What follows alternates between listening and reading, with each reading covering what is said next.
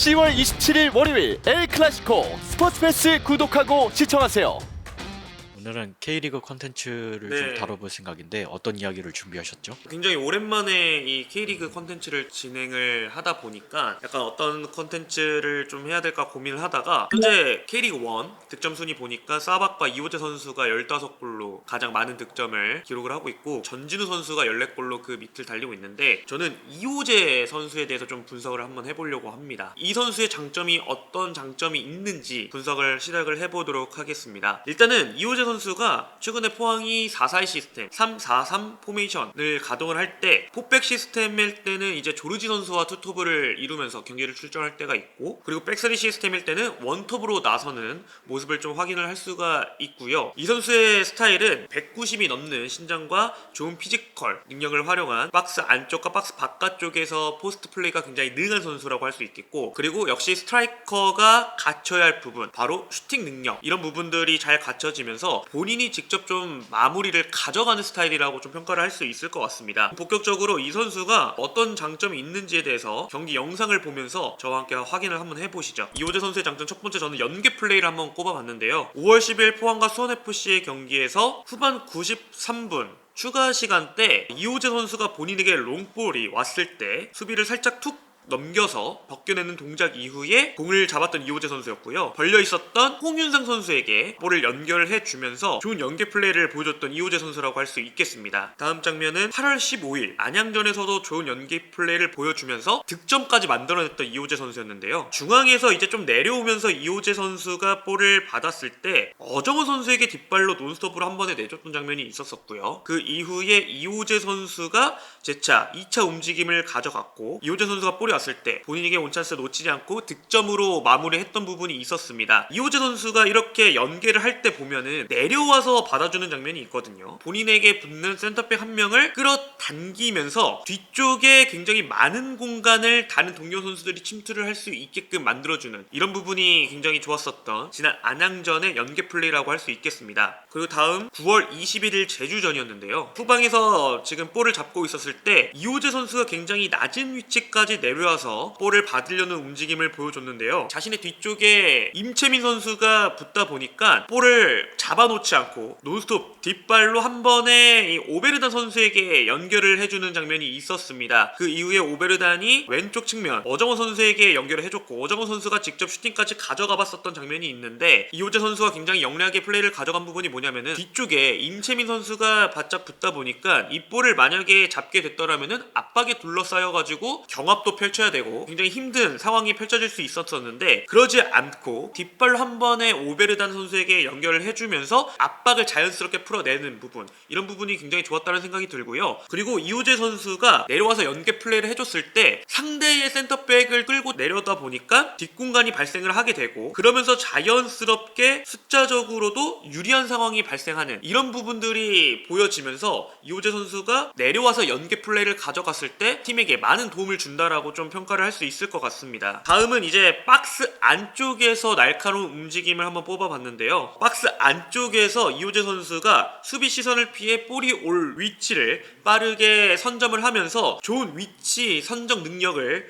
보여주는 이호재 선수라고 할 수 있겠는데, 9월 21일 제주 SK와의 경기에서 득점을 만들어냈던 부분이었는데, 오른쪽 측면에서부터 천천히 공격을 전개하는 포항이 되겠고요. 홍윤상 선수가 오른쪽 측면에서 볼을 받았을 때 지금도 이호재 선수가 앞쪽으로 잘라 들어가는 움직임을 가져가다가 슬쩍 뒤쪽으로 빠져 들어가는 움직임을 가져가면서 이호재 선수를 멘트를 하고 있었던 두 명의 선수를 이호재 선수가 단 한 번의 움직임으로 바보를 만드는 그런 움직임을 가져갔고요. 그러다 보니까 박스 중앙 쪽에 아무도 이호재 선수를 멘트하는 선수가 없다 보니까 정말 편하게 비어있는 골문으로 침착하게 밀어넣으면서 이호재 선수가 득점으로 만들어내는 이런 부분들이 굉장히 좋았습니다. 제주전 때 그리고 안양전 때 비교를 해보자면 박스 근처에서 움직임을 가져갈 때 이호재 선수가 단 한 번의 움직임을 가져가는 게 아니라 2차적인 움직임을 가져가면서 수비를 완벽하게 따돌리는 모습을 보여주면서 득점까지 만들어내는 이호재 선수의 플레이, 굉장히 칭찬해줄 수 있다라고 좀 평가를 내릴 수 있을 것 같습니다. 다음 이호재 선수의 장점을 장점을 뽑자라면은 큰 신장을 활용한 경합 능력을 통해서 헤더로 득점을 만들어내는 부분이 굉장히 인상적이고 이호재 선수의 장점이라고 할 수 있겠는데요. 우선 첫 번째 2월 23일 강원FC와의 경기에서 코너킥 상황 때 득점을 만들어내는 부분이 있었는데 키커는 이태석 선수가 준비를 하고 있는 상황이었고요. 여기서 상대와의 강한 몸싸움이 있었는데 이걸 뿌리치고 이호재 선수가 높은 타점을 통해서 헤더 득점을 만들어내면서 팀에게 선제골을 안겨준 장면이었습니다. 이 몸싸움 과정에서 보면은 이우현 선수와 몸싸움을 펼치는 장면이 있었거든요. 이우현 선수보다 확실히 이호재 선수가 신장 부분에서 차이가 나는 그런 부분을 확인을 할 수가 있었고 피지컬적인 부분에서도 이우현 선수보다는 이호재 선수가 우위를 점하는 부분이 있다 보니까 좀 쉽게 경합에서 이기는 장면을 확인할 수가 있었고 높은 타점을 활용해서 이호재 선수가 팀에게 귀중한 선제골을 안겨줬던 장면이었습니다. 9월 13일 울산전에서 이제 또 코너킥 상황에서 완벽하게 정승현 선수를 따돌리고 헤더 득점에 성공하는 이호재 선수를 좀 볼 수가 있는데요. 여기서 그러다 보니까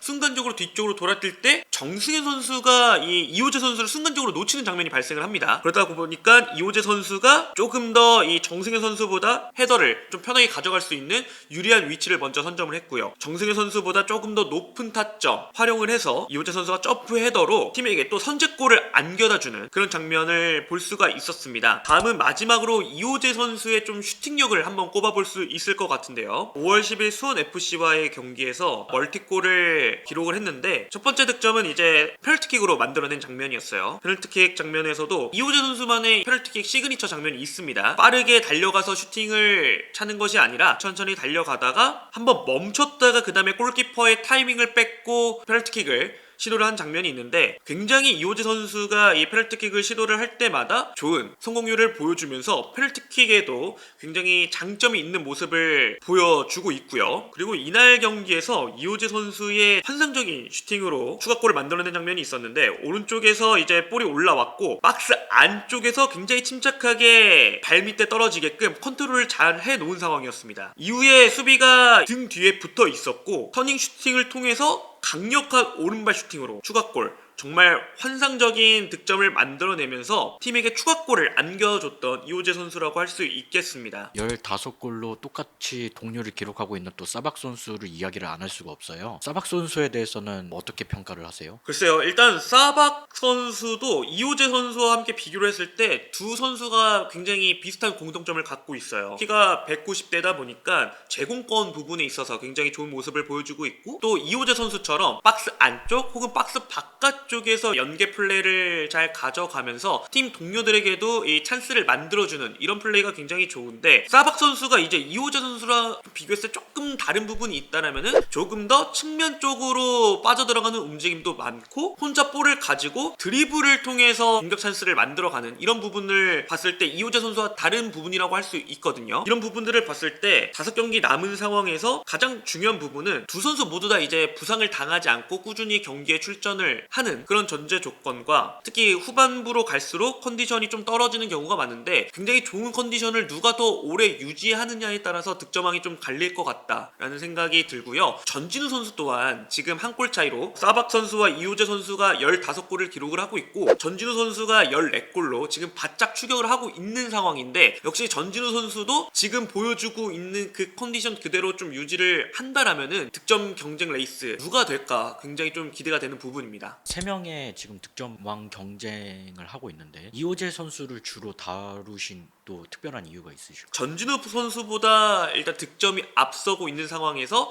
조금 득점왕을 할 수 있는 유리한 고지에 점하고 있다라고 좀 생각이 들고요. 작년에는 보니까 무고사 선수가 득점왕을 차지를 했더라고요. 그리고 2023년에는 이제 주민규 선수가 득점왕을 차지를 했는데 이런 궁금함이 드는 거죠. 2023년 주민규 선수에 이어서 다시 한번 이번 시즌에 대한민국 토종 스트라이커가 득점왕을 해낼 수 있을지에 대한 그런 궁금증도 있어서 이호재 선수를 좀 다뤄봤고 이호재 선수가 지난 동아시안컵 때 발탁이 되면서 저는 상당히 좋게 봤습니다. 이 선수를 상대 선수와 이제 등을 지면서 경합에서 이겨내는 부분이라던가 볼을 왔을 때 확실히 거머쥐면서 플레이를 가져가는 부분 이런 부분들이 굉장히 좋게 보였었고 김신욱 선수에 이어서 타겟 특형 스트라이커 오세훈 선수도 있고 조규성 선수도 있고 그리고 이호재 선수 이렇게 지금 계보를 이어가고 있는 상황인데 지금 퍼포먼스를 잘 보여준다라면은 충분히 대표팀에도 뽑힐 수 있는 재능을 가지고 있다라고 설명을 드릴 수 있거든요. 이호재 선수를 좀 오늘 중심 있게 다루다 보니까 제공권 능력 헤더 능력뿐만 아니라 박스 안쪽에서 정말 날카로운 움직임을 잘 가져가는 선수다라는 걸 평가를 할 수 있었고 그뿐만 아니라 특히 이제 연계 부분을 가져갈 때 원터치로 한 번에 돌려주는 부분 이런 부분이 굉장히 인상 깊었었고 이호재 선수가 연계를 하려고 밑으로 내려와서 볼을 받았을 때 상대 센터백 선수를 끌어당기면서 뒷공간을 이제 열어주면서 다른 동료 선수들이 침투를 하거나 볼을 받을 수 있게끔 도와주는 부분 이런 부분들이 상당히 인상적이었다라고 좀 평가를 할 수 있을 것 같습니다.